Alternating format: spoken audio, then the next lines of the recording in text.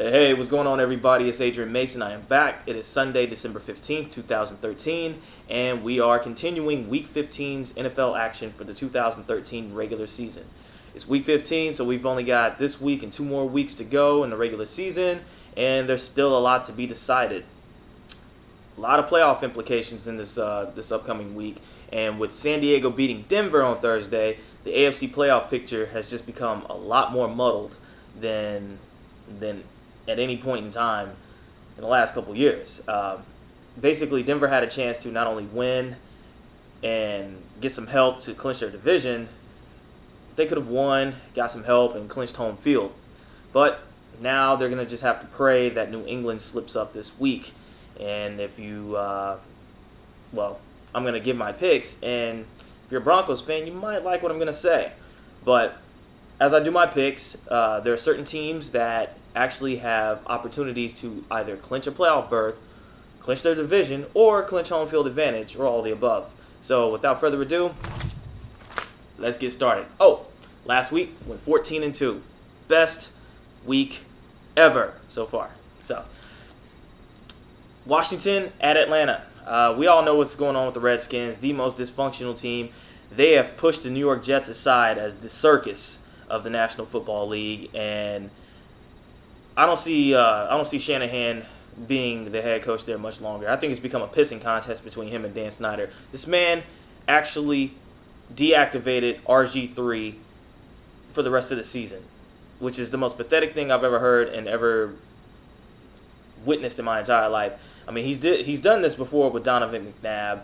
You know, he's had his run-ins with Albert Haynesworth. Now he's deactivating basically the franchise QB, because for what they gave up to the Rams to get him, this man should be playing every single week if he feels he's ready to play. But Shanahan, which I'm going to just go ahead and flat out say, I think he is one of the most overrated coaches in recent memory. Yes, he won 2 Super Bowls with Denver, but he hasn't done a damn thing since. 1 playoff win, 15 seasons since then. But he gets a pass. He keeps getting a pass. He's getting a pass like any coach that came from the Belichick tree. You know, they're living off of a reputation from years past. But other than that, man, the Redskins are a complete and total mess. And what makes it even worse, they're 3-10. They're 3-10, and they can't even tank, because the more that they lose, the better off the Rams are going to be, because they traded their 2013 and 2014 first-round picks for RG3. Yeah. So the more they lose, the better off the Rams front office looks. And right now, the Redskins are sitting on the 2nd or 3rd overall pick. So the Rams get that in addition to their first-round pick. So this organization is just completely up. But, of course, you saw what happened to them last week. They got curb stomped by the Chiefs offensively, defensively, special teams-wise. It was a total and utter mess. They were dismantled before halftime. It was just terrible. Now they get to travel to Atlanta to take on one of the more disappointing teams in the National Football League, the Falcons, who are, if I'm not mistaken, either 4-9 or 3-10. Yeah, I think they're 3-10. Matter of fact, yeah, I'm gonna look that up real quick. Yeah, you get to pay attention to me looking at things right now. It's a wonderful feeling right now. See, look at me. Oh, yeah, that's right. Let's go to the standings here. Sorry, folks. All right, so in the South, yeah, the Atlanta Falcons are also 3-10. So we have a pair of 3-10 teams squaring off. The Falcons are at home. The Redskins have a crappy secondary. Matt Ryan does big numbers at home. They haven't gotten many wins, but he gets his yards and his numbers. I'm picking the Falcons here, folks. Basically, the Rams and the fan base and the organization can celebrate knowing that the Redskins are losing more and more and making that number 1 pick, or that first-round pick, look even greater. So, Falcons. Next up, we have the Chicago Bears traveling to Cleveland to take on the Cleveland Browns. The Bears, with their amazing showing on Monday night in a frozen game against the Dallas Cowboys, Josh McCown lighting it up with Alshon Jeffrey and Matt Forte and Brandon Marshall and Martellus Bennett. Well, Josh McCown is done. Basically, Jay Cutler's back, and Mark Trestman, a man of his word, said that when Jay Cutler was healthy, he was going to be the starter. So Jay Cutler returns to action for the Chicago Bears, and they travel to Cleveland to take on a Browns team that I feel basically got screwed by the refs on a phantom pass interference call that led to the Patriots scoring the go-ahead touchdown to win the game. We have two dynamic receivers on display for both teams. Obviously, Alshon Jeffrey for the Bears, who has come on strong in his second season, and then you have Josh Gordon, who is just lighting it up. And if I'm not mistaken, he leads the league in receiving yards and yards per game for wideouts. And Josh Gordon missed the first 2 games of the season due to suspension, and he's just been balling out ever since. So this is going to be an offensive shootout because the Bears' defense is nothing like it was. Obviously, Lovey-less, Tillman-less, Urlacher-less. It's not the same defense. So basically, that offense for the Browns will get off. And the Cleveland Browns, I mean, they're the Browns. They're Cleveland's team. They're cursed. So obviously, it's going to be a big game between Jay Cutler and Jason Campbell, which is ironic because Jason Campbell was the backup to Jay Cutler last season in Chicago. But my pick is the Chicago Bears because they know they need this game more than anything because they know that they're in a tie with the Detroit Lions, and the Lions own the tiebreaker due to sweeping Chicago. They know the Green Bay Packers are right under them. So the NFC North has yet to be decided, and it won't be decided until probably Week 17. But the Bears will help themselves out here this week. I'm picking Chicago. Next up, Houston at Indy. We have the Houston Texans, the most disappointing team in the National Football League, sitting at 2-11, and the only team in the AFC that has been officially mathematically eliminated from the postseason, traveling to Indy to take on the now AFC South champion Indianapolis Colts. And this is a team that won the division by backing into it because they got beat the hell up by the Cincinnati Bengals. And due to the fact that the Tennessee Titans got blown out by the Broncos, they win the division. So you have your AFC South champion Colts taking on the Houston Texans. Obviously, the Colts want to play a lot better going into the postseason. They haven't looked like the Colts team in the first 5 or 6 weeks of the season when they were 4-1 and they beat 3 of the top Super Bowl contenders in successive weeks. Ever since Reggie Wayne went down, man, Andrew Luck has not been playing his best ball. And for as much flack as Kaepernick has gotten, and RG3 has gotten, who else? I mean, these other young QBs that get heat. Andrew Luck should be on the radar too, man, because he has not been playing his best ball since Reggie Wayne has been out. And you look at his production with Reggie Wayne in the lineup and without him, when are they going to do a piece on him not playing his best ball? So, anyway. Picking the Colts, obviously the Houston Texans, I think they're basically just a 2-14 season's on deck. I mean, they're going to be the number 1 pick in the 2014 NFL Draft. And the question is, do they pick a QB? Who knows? But Indy definitely wants to wash the stank off of the ass whooping they took in Cincy. And what better way to do it than to take on the most disappointing team in the National Football League, who fired Gary Kubiak after losing to the Jags and losing 11 straight, the Houston Texans. So, Colts. Next up, we have the Buffalo Bills traveling to Jacksonville to take on said Jaguars.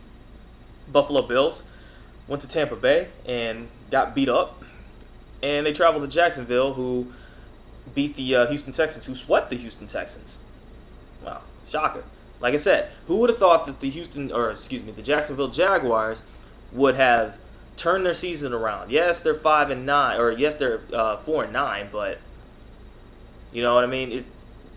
We have them pegged as the number 1 pick after week 8, week 9, and look at them. I mean, basically they're sitting at 4-9, which they've won 3 of the last 4. They won 3 straight actually, so 4 of their last 5. They're ironically the hottest team in the league right now. Who would have thought? In the AFC, I'll take that right. I'll take that back. Not the hottest team in the league, but in the AFC. But they get a Buffalo Bills team that looked a complete and total mess against the Bucs, and they're traveling back to Florida to take on the Jags, who have got a little bit of momentum going. And with Chad Henne and Cecil Shorts and Ace Sanders, I'm picking the Jags. I like the Jaguars at home. I think they're playing a hell of a lot better ball than they've been playing, from the first half of the season. They're just closing out their season strong. They're playing hard under Gus Bradley, and I like the Jags. All right, this next matchup I'm going to talk about has playoff implications, so bear with me. We have the New England Patriots, who basically got a hookup thanks to the San Diego Chargers in the form of beating the Denver Broncos, which puts the Broncos and the Patriots at 10-3, which gives the Patriots the tiebreaker because they beat the Broncos. These Patriots are heading to Miami to take on Ryan Tannehill and the Miami Dolphins. I saw a little note that Tom Brady is in fact only 6-5 versus the Miami Dolphins. If there's a team that kind of gives him fits in his own division, it's the Dolphins. Now, the Patriots know that they have a lot to play for, and they're going to be doing this without the services of one Rob Gronkowski, who was lost for the season with an ACL-MCL tear. So this man has just become Mr. Glass, unfortunately. Big play tight end, but can't stay on the field for jack. But these Patriots have a lot going for them because they know if they beat Miami today, they win the AFC East. It's as simple as that. But also, they clinch a playoff berth with, if they lose, matter of fact, let me start this over. They win the division if they beat the Miami Dolphins. But if they were to lose, they could still clinch a playoff berth if Baltimore falls to Detroit on Monday night. So all they need to know is they win and they're in. Not only are they in, they win the AFC East again.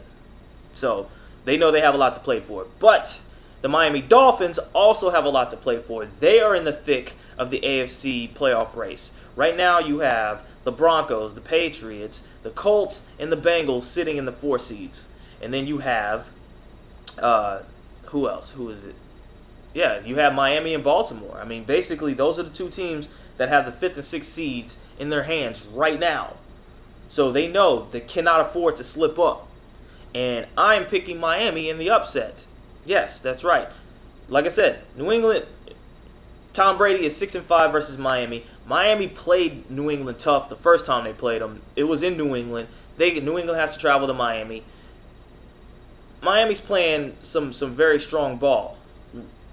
Damn the controversy of the whole bully gate, which as a grown man saying he's been bullied, come on now. But aside from that circus of controversy, they have been playing some damn good ball, beat the Pittsburgh Steelers, and got lucky because had Antonio Brown not stepped out of bounds, they wouldn't be sitting in the prime position that they're in as far as AFC playoff seeding. But I like Miami in this one at home to take down the New England Patriots. So, Miami Dolphins. Next up, we have the Philadelphia Eagles, the streaking 5 wins in a row Philadelphia Eagles, traveling to Minnesota to take on the Minnesota Vikings. It's just been noted today. Word just got out that the Vikings are reporting that Adrian Peterson and Toby Gerhart will be inactive for today's game. So, ladies and gentlemen, why would I pick against the Eagles in this? And plus, the Eagles are playing their best ball. Did you not see the snow game where LaShawn McCoy ran wild against the Lions? Now they're playing in a comforts of a dome, and Nick Foles is playing the best ball of a QB not named Peyton Manning or Drew Brees. It's an easy pick. It's a slam dunk. So, Eagles. Eagles. Fly, Eagles, fly. Philly. Now, another game with playoff implications. We have the Seattle Seahawks coming off of their loss against the San Francisco 49ers in a very physical, very hard-fought game. They travel to MetLife to take on Eli Manning and the New York Giants. Like I said, the Seahawks have the best record in the National Football Conference, if not outright the National Football League. Yes, right, because they are 11-2, and everybody else has 3 or more losses. So the Seahawks know that they are clinging on to that number 1 seed in the NFC. And for them, a victory today and a San Francisco 49er loss at Tampa Bay gives them the NFC West. Also, they can clinch home field advantage if they win today, the 49ers lose or tie, and the Saints lose at St. Louis. So they would need the 49ers to lose or tie, they would need the New Orleans Saints to lose, and they would need to win today, and they will clinch home field advantage throughout the NFC playoffs. And if you've seen the Seattle Seahawks play at CenturyLink Field, you know that is going to be the most arduous, difficult, Battletoads jet ski level task of beating the Seattle Seahawks in Seattle. So the Seahawks know that they have a lot to play for. A win today and a 49ers loss gives them the division. A win today, a Niners loss or tie, and a Saints loss gives them home field. They're taking on a Giants team that got embarrassed at San Diego and pretty much, well, not pretty much, officially ended any opportunity or chance they had to clinch or to basically stay in the playoff race. They're done. You know, they won like 4 or 5 in a row, and then they had the stinker in San Diego and just ended it. So I'm picking the Giants in an upset. Giants are back at home. Obviously, the Seahawks have a stout defense, dangerous secondary, but the Seahawks are traveling to the East Coast. So they're going from west to east. This is a long coast travel game.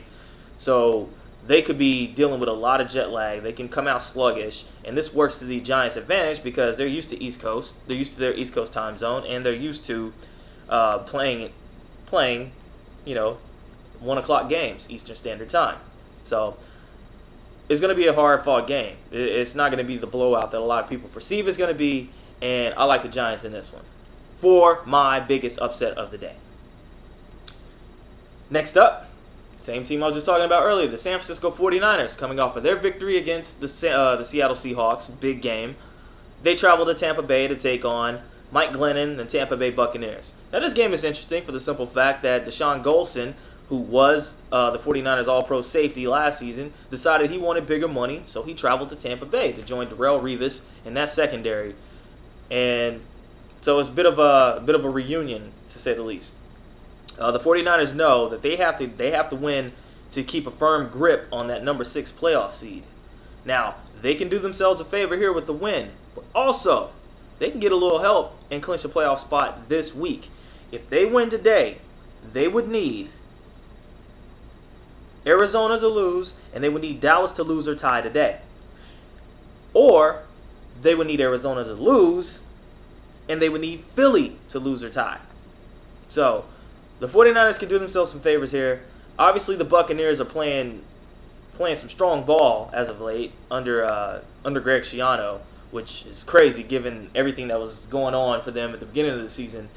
But it's not going to be the blowout that people think. It's going to be a tough game. The Niners are traveling from west to east, but at the end, the Niners win this one in a close one. So, Niners. New York Jets at Carolina Panthers. The Panthers were embarrassed on Sunday Night Football. New Orleans basically took them to the woodshed, and they get the Jets with Geno Smith and the Geno coaster. Panthers. This is in Carolina. They got embarrassed last Sunday night, and yeah, I feel bad for the Jets. So I'm taking the Panthers in this one straight up. Kansas City and Oakland, AFC West matchup. The Chiefs, coming off of their impressive showing against the Redskins, travel to Oakland to take on the Raiders, who lost to said Jets, who are going to play the Panthers. So, Chiefs can do themselves a huge favor here because with Denver losing to San Diego, they have this long shot that they can have an opportunity where Denver slips up in one of these last 2 games that they play. And if Kansas City wins out, they win the division. They can jump from the number 5 seed to the number 2 seed. You know what I mean? So they have a lot to play for. But they can help themselves out today with a win. And if they win and Miami loses or ties, or Baltimore loses or ties, they win a playoff berth. They clinch a playoff spot. It's that simple. So, no, actually, matter of fact, I take that back. My apologies. Let me give this scenario again. They win, they're in. They win, they clinch a playoff spot. If they lose, they can have Baltimore lose or Miami lose or tie. Baltimore loses or ties, Miami loses or ties. Regardless of what happens in the outcome of the Chiefs-Raiders game, Kansas City clinches a playoff spot, which is miraculous, which is a tremendous credit that goes out to Andy Reid, Alex Smith, and that defense. They turned this team from a 2-14 squad to a playoff contender, which if they win today, they're in. So I have them winning today. So congratulations, Chiefs fans. You can buy playoff tickets now. So, Chiefs. Green Bay at Dallas. Both of these teams are playing desperation ball. The Packers are going to be without Aaron Rodgers, so Matt Flynn will get the nod again. The Packers know that they need to win to keep pace with the Bears and the Lions in the NFC North and to really stay in the playoff hunt, period. Also, the Cowboys know that they lost a golden opportunity to stay atop the NFC East, because had they won at Chicago, regardless of what happened in Philly, because Philly won, they would own the tiebreaker going into possibly a Week 17 matchup with Philly again. But they lost, and Philly's up a game. And, Tony Romo in that defense, I just don't understand. Like I said, I'm a Southern Cal Trojans fan. I am a fan of Southern Cal. And I witnessed what this defense looked like under Monty Kiffin. And I just was like, why did Dallas even think to hire this man? And sure enough, they're on pace to break the record that the New Orleans Saints last season set for giving up the most yards in a single season. And they're going to have a shootout on their hands again because, it's Matt Flynn, but he's starting to figure out that offense with Green Bay. He's back where he was before he started taking big money to travel and get cut everywhere. So, on top of that, the Cowboys are going to be without Sean Lee again. They may be without Bruce Carter. And, it's a total mess. It's going to be a shootout. And, yeah, I'm picking the Packers in this one. So, go Pack, go. New Orleans Saints at the St. Louis Rams. The Saints, like I said, destroyed Carolina last Sunday night. They get a Rams team who has been officially eliminated from the playoffs thanks to back-to-back division losses to the Niners and Cardinals. The Saints can help themselves out here because if they win, they can clinch a playoff berth if they win or tie, plus an Arizona loss or tie, plus a San Francisco loss. Well, I'm reading this wrong. Let me try this again, folks. Let's get the scenarios here. And because it's pretty complicated for the Saints. Basically, New Orleans has this whole scenario here. They get in with a win. They get in with a tie plus an Arizona loss or tie. They get in with a tie or a 49ers loss or tie. They get in with a loss, regardless of what happens to their game today. They get in with an Arizona loss plus a Dallas loss or tie. They get in with an Arizona loss and a Philly loss or tie. They get in with a 49er loss, a Dallas loss and tie, and an Arizona tie. They also get in with a 49er loss, a Philly loss or tie, and an Arizona tie. They have 7 ways that they can clinch a playoff berth today. The main one is just to win. It's that simple. They clinch with a win. That's all they need to do. But they have 6 other scenarios should they tie or lose. So they're traveling to St. Louis to take on a Rams team that at the dome that they play in St. Louis, if that defense plays like the defense that they had against Seattle or they did against the Bears, it's going to be a long day for the Saints. And the thing is, you got to remember, the last time the Saints went to St. Louis, Drew Brees was sacked 6 times. Steven Jackson ran wild. And, I'm going to be bold enough to say that the Rams pull off an upset against the Saints. Because, like I said, look, the Saints are dangerous in their own home. We've seen that. We've witnessed that. But elsewhere, they're vulnerable. And the Rams' front 7 is one of the better units in the league. And they don't get enough credit because the Rams don't have a winning record or something like that. But like I said at the beginning of the season, and like I said ad nauseum, week in and week out, the NFC West has probably hands down, top to bottom, the best defense as a division in the league. And the Rams, yes, they do. Robert Quinn, Chris Long, Jolon Dunbar. They've got personnel that can fly around that ball. And I just think that they're going to give New Orleans fits today. So, St. Louis Rams in an upset. Yeah, I'm going bold this week. Arizona at Tennessee. Cardinals know they need to win to keep pace with the Niners for that number 6 spot. Tennessee has already been officially eliminated, and really they're just playing to see how they finish out the season. And obviously there's going to be a lot of changes for that organization. And regardless saying all that, Ryan Fitzpatrick with Kenny Britt and Sean Green, Delaney Walker, I like them to beat the Arizona Cardinals because Tennessee's at home. And Arizona, I think with that, the Titans defense, Carson Palmer's right for about 2 or 3 picks today. So I like the Titans. Sunday Night Football, we have an AFC North showdown between the Cincinnati Bengals, the AFC North leading Cincinnati Bengals, versus the Pittsburgh Steelers. The Cincinnati Bengals know that they have a lot riding on this game tonight because they can win their division with a win tonight and a Baltimore loss or tie. or a Baltimore loss. Okay, let me say that again because that didn't sound right, did it? They clinch their division with a win plus a Baltimore loss or tie, or if Cincinnati ties with Pittsburgh tonight, all they would need is for Baltimore to lose. So basically, they win and Baltimore loses, they win the division. They clinch a playoff berth with a win plus a Miami loss or tie, or if they tie and Miami loses. So they clinch the division with a win and Baltimore loss or tie. They clinch a playoff berth with a win plus a Miami loss or tie. So, and they're getting a Pittsburgh Steelers team that let one go against the Miami Dolphins. Cincinnati's playing the better ball. Cincinnati knows that this division is theirs for the taking, and they're going to win tonight. I'm picking Cincinnati to win tonight. The Steelers, their defense is Larry Holmes. They are flabby and sick. And that team, yeah, they really need to start investing in some young talent, period. Immediately, post-haste.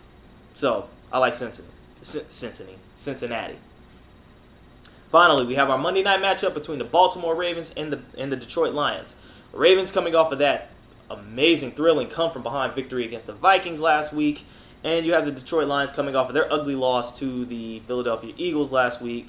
Both games were played in some really, really fun snow. And, of course, Detroit is a lot more dangerous at home. You know, obviously they're going to try to get Megatron the ball big time, Reggie Bush the ball big time. They're going up against a Ravens team that knows that they have the number 6 spot in their hands right now, and they cannot afford to slip up.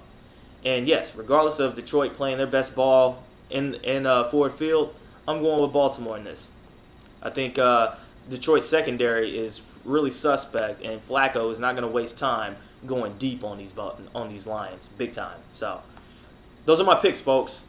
A lot at stake for a lot of teams today. Playoff seeding, playoff implications, division titles, home field advantage. This is going to be the week to watch, folks. Set your lineups in fantasy football if you're in the playoffs still. Go watch pregame shows. Go read ESPN, NFL.com, CBSSports.com, whatever sports site you go to. Figure out who's going to be starting, who's going to be in the lineup, who's out today, and just enjoy today's action. So, until then, Adrian Mason, out. Peace. And